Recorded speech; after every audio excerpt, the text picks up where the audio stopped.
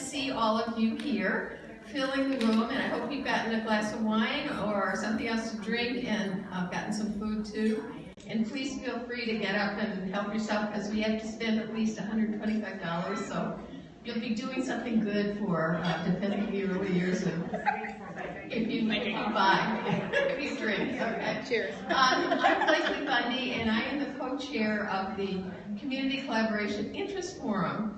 And I want to introduce another new co-chair, Liza Sullivan, who's over there. And we are very excited to be partnering with Defending the Early Years to talk about what we as advocates can do to bring back to our communities to do what's best for young children. So without further ado, I'm going to introduce the founder, one of the founders of Defending the Early Years, Diane Levin, who will tell you a little bit about Defending the Early Years.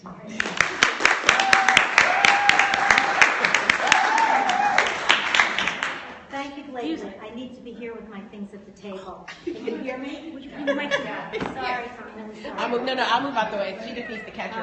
I'm like, I can't see. I'm sorry to mess things up. We didn't plan. But people know my thoughts about technology. Many of you know. It's the microphone too. There you go. Can you hear me without the mic? Okay, well now I have the mic too. Okay, well, it's a pleasure to have you all here. Do we have enough chairs for the two new people? Geraldine, can you help take them? We have seats right here. Right here. I won't bite you, I promise. I had something. Thank you. Okay, so it's a pleasure. Don't worry. This is always my favorite thing at the conference, to really have brought people together. How many of you have been with us before at one of our two other organizing meetings at NAUIC? Raise your hand if you've been here before. Okay, so a few people have, but a lot of you are new. And how many of you were at the event yesterday? Yeah, that's great. So you got some introduction to some of the things that we'll start with today, but be building on to. Nancy Carlson Page and I founded Defending the Early Years about 2.5 years ago, when she's an early childhood educator and who worked for many years at Lesley University in Cambridge. I've worked for many years with working with teachers and training teachers at Wheelock. And we just were hearing so many teachers saying, help us. We understand what appropriate practice is. We are so concerned about what's going on.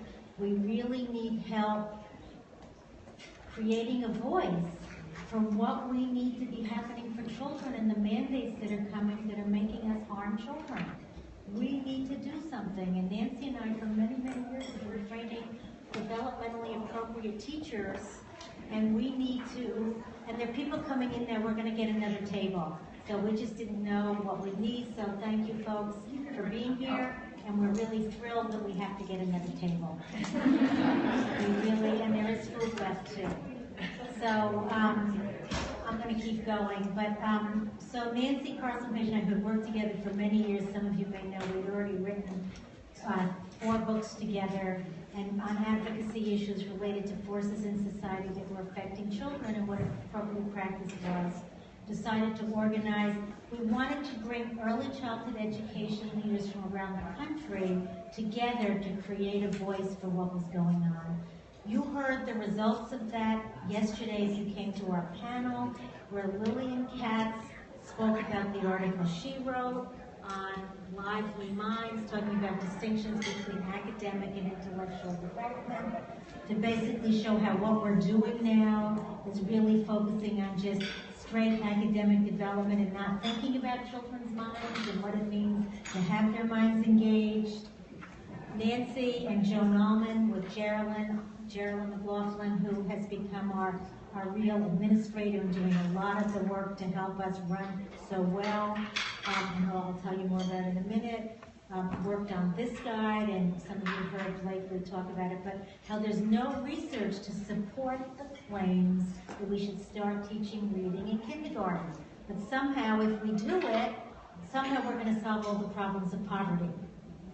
And then Constance Camille, who many of you heard from, who's worked on mathematics, starting with Piaget, who's in despair over what's happening with math instruction, agreed to do this. And we brought together such people to work with us to be on the advisory board and to help provide leadership around the country.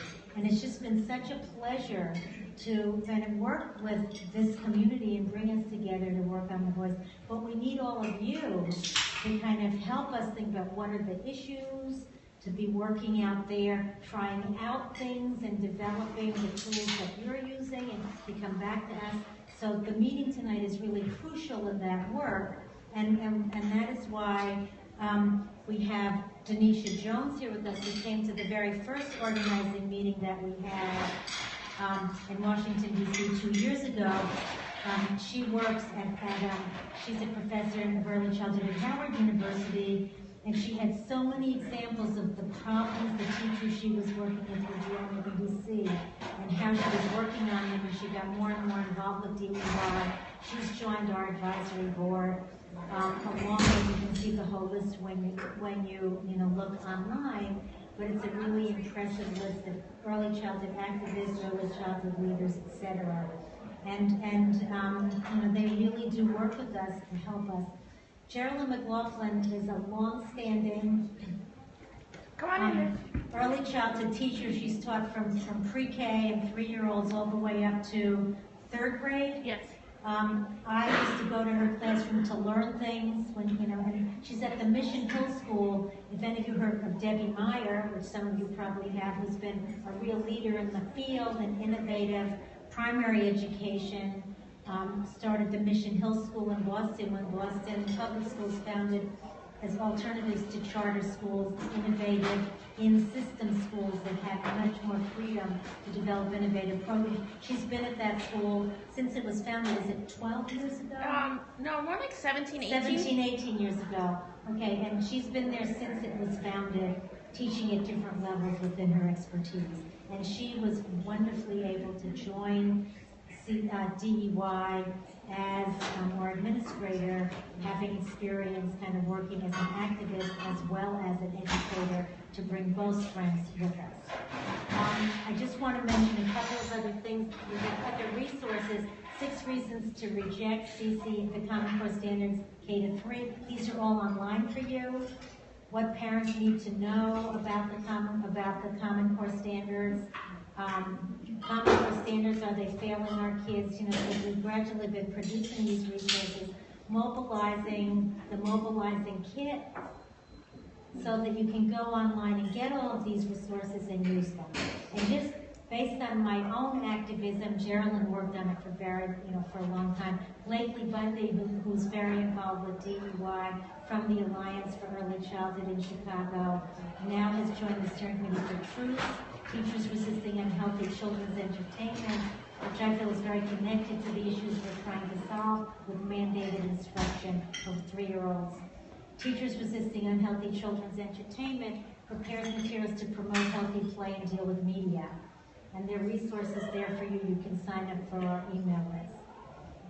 We send out emails about maybe 3 to 5 times a year. You will not be deluged, but we just prepared our toy selection guide for the holidays, good toys and bad toys. Examples of the current new category for bad toys is toys that have sold out.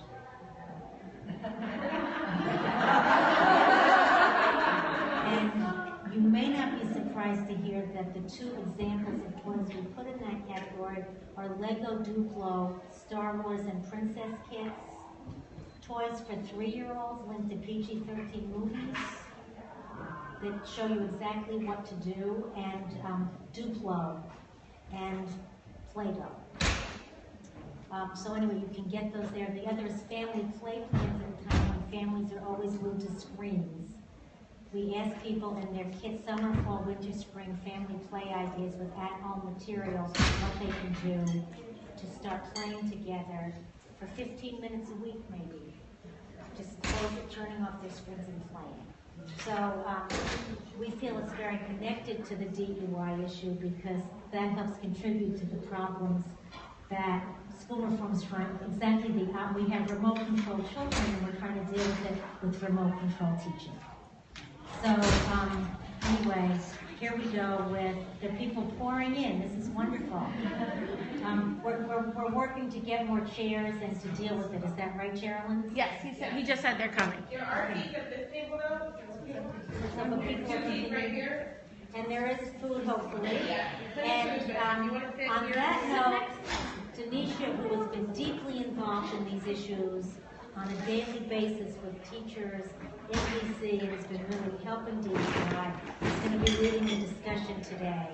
And it will be small group coming together, and we'll be floating around working with the various groups.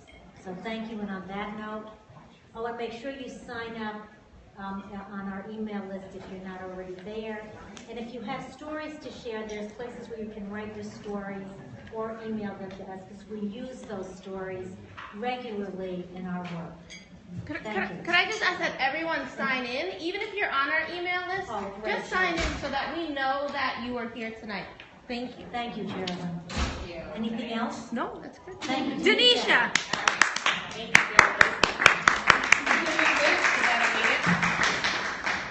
All right, hello everybody. Thank you all for coming. As Diane said, I 2 years ago went to the NACE within Washington, D.C.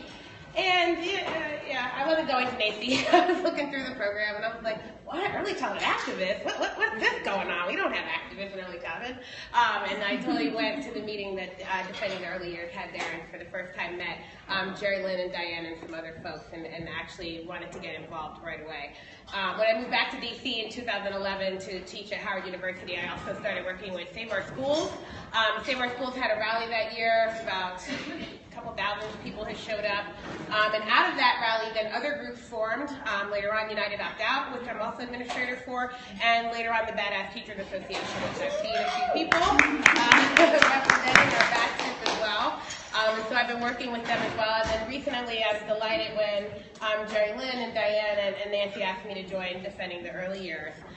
So when we're talking about what to do today and what we've done at other meetings and all the great resources on the website, I think one of the things that as early childhood people interested in activism is actually looking specifically at early childhood issues. As someone who's been doing education activism now for about 10 years, 5 to 10 years, I noticed that no one talks about early childhood issues. So I was just in a Facebook group, what are the top 5 things if you could change about schools? And I think my number 2 was maybe like high quality, universal pre-K for all. And then I had to defend that to people telling me that we don't need universal pre-K because they think universal means mandatory.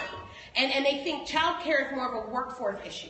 They don't want to link it to education. And I'm like, are you kidding me? So I see the frustration there when education activists kind of dismiss early childhood issues, right? And simply not going along with them.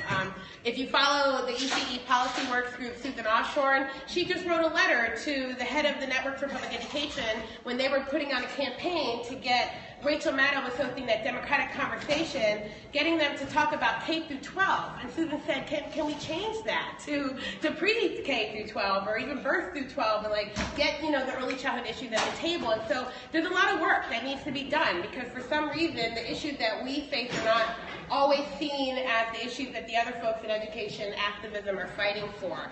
And so that becomes really important. And so the goal for tonight is to really, since we have so many awesome early childhood educators and activists here, is to really think about what those issues are, what we're doing around those issues, and what can be done in the sense of what would you like to do and how can DEY support you, because that's what we are here as an organization to do. So at last year's meeting, I believe it was in Dallas, there was a need for a lot of research, and that's what came out with these publications that Diane just went over, right? The one that Constance did and the one that Lily did. So when we hear, well, this is what we need, then we can work together with our advisory board to put that together. So we want to be as supportive as possible to help groups figure out what exactly do they need to kind of deal with some of the issues that they're facing.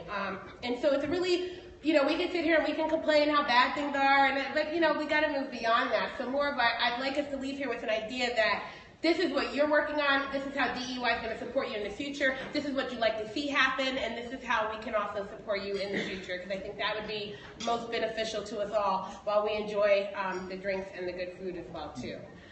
So working at your tables, I'd like us to start there. I'm going to come around with a piece of chart paper and a marker for the table. First, I want you to think about what are the biggest issues affecting early childhood education. And I think we're going to see some overlaps and we might see some differences, but maybe 5, we'll say the top 5 issues just with the folks at your table. And please go around your table and introduce yourself and tell everyone your name and where you're from. And when you speak to the whole group, you'll need to tell us your name and where you're from, but we just didn't want to spend 45 minutes everybody going around doing that. But please take at least 5 or 7 minutes to do that at your table. And then you might want to work through together how you come up with it, but on the chart paper to at least have your top 5 issues that are really affecting early childhood education. That's the first part. Then we're going to review those, see if we can condense them, see what similarities we have, and if we can come together on some of these issues. And then look at, the next part is going to be what's being done to address these issues. And then lastly, filling that gap of what can be done.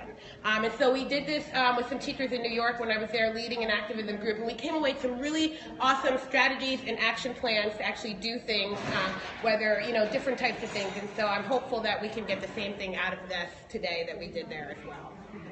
All right, so we're going to keep this up here. This is going to be resources.